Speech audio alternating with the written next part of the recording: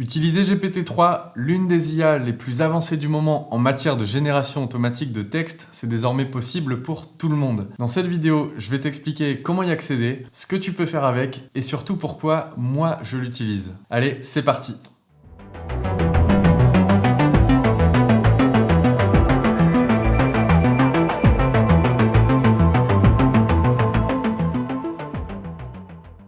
Salut, c'est Rémi Bacha, ici on parle data science et SEO. Si c'est des sujets qui t'intéressent, n'hésite pas à liker cette vidéo, à t'abonner à la chaîne et aussi à appuyer sur la cloche pour pas rater les prochaines vidéos et être au courant dès que ça sort. Aujourd'hui, je vais te parler de GPT-3. GPT-3, t'as pas pu passer à côté, c'est un peu le standard à l'heure actuelle en matière de génération automatique de contenu. C'est un domaine qui s'est vraiment accéléré depuis 1 an, en particulier pour ceux qui s'intéressent au SEO. Et il y a quelques jours, il y a une annonce qui a fait beaucoup de bruit. GPT-3 est maintenant ouvert à tous, sans liste d'attente. Donc c'est un peu Noël avant l'heure. Ça veut dire que avant, pour accéder à GPT-3, il fallait remplir un formulaire et faire une demande d'accès. On avait parfois la réponse quelques semaines après. Moi, c'est ce qui m'était arrivé en fin 2020. J'avais même envoyé plusieurs demandes pour être sûr d'avoir une réponse. Et j'avais eu la réponse au moins 5 semaines plus tard. Donc aujourd'hui, il n'y a plus de tout ça. Tu vas pouvoir utiliser GPT-3 tout de suite. Il suffit de t'inscrire. Ce que ça veut dire, c'est que OpenAI considère maintenant que son IA est suffisamment mature pour ouvrir les vannes.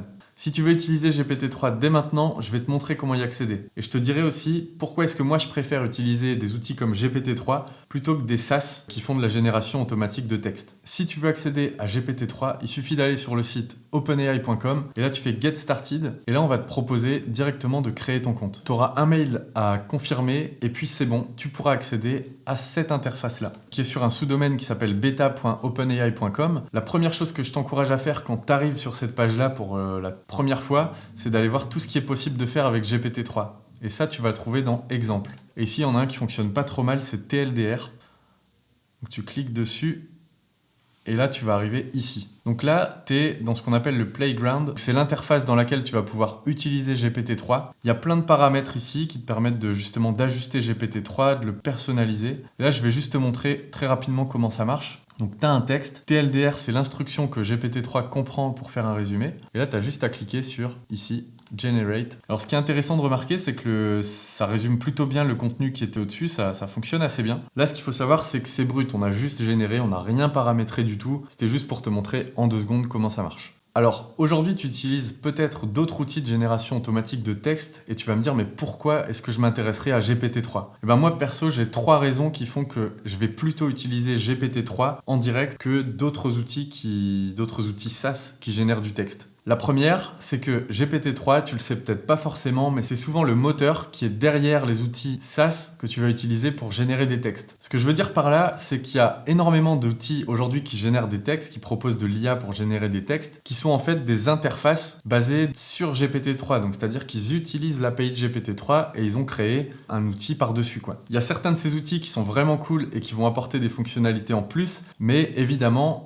qui dit outil intermédiaire dit forcément un coût plus élevé pour toi. Pour info, GPT-3 propose aujourd'hui plusieurs versions de son IA qui génèrent des contenus. La moins chère va coûter 0,0008 $ pour générer 750 mots environ. Et la plus chère, donc qui permet de générer des textes qui vont être très proches d'un contenu humain, va coûter à peu près 0,06 $, donc 6 centimes pour 750 mots. Donc comme tu peux le voir, c'est des coûts qui sont hyper faibles. Le deuxième avantage à utiliser GPT-3 en direct, c'est que tu vas avoir accès à de l'ultra personnalisation.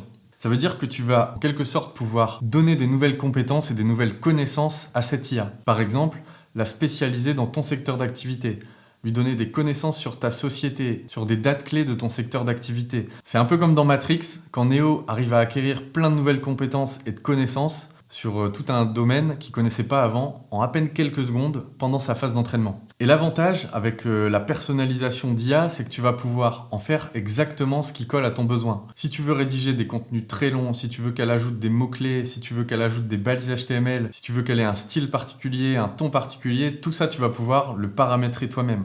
D'ailleurs, si tu veux apprendre les bonnes techniques pour utiliser GPT-3, j'ai créé une formation gratuite que tu peux recevoir directement dans ta boîte mail. Tu trouveras le lien juste en dessous de la vidéo. La troisième raison qui fait que j'utilise GPT-3 en direct, c'est que je vais pouvoir intégrer son API dans des workflows très complets. C'est top, par exemple, quand on veut automatiser des tâches comme générer des contenus et les publier automatiquement, créer des pages à la volée à partir d'une liste de mots-clés, ou alors en allant un peu plus loin, générer des sites complets. Tout ça, c'est des choses qu'on peut faire en utilisant l'API de GPT-3. On a fait le tour des raisons principales qui font que moi, j'utilise plutôt GPT-3 et des outils similaires. Je t'avais parlé de Jurassic dans une précédente vidéo. C'est un peu le même esprit d'aller chercher la donnée à la source plutôt que des outils SaaS tout faits qui vont coûter généralement plus cher, dans lesquels il y aura moins de personnalisation et surtout que je ne vais pas pouvoir intégrer dans des workflows pour automatiser des tâches complètes. Voilà, j'espère que tu vois un peu plus clair dans GPT-3 et en particulier ce que tu peux faire avec. N'hésite pas à me dire en commentaire ce que toi tu utilises comme outil pour générer des textes. Si tu as aimé cette vidéo, je t'invite à lâcher un petit like et à t'abonner à la chaîne. Et puis je te dis à très vite pour une prochaine vidéo data science et SEO. Allez, salut!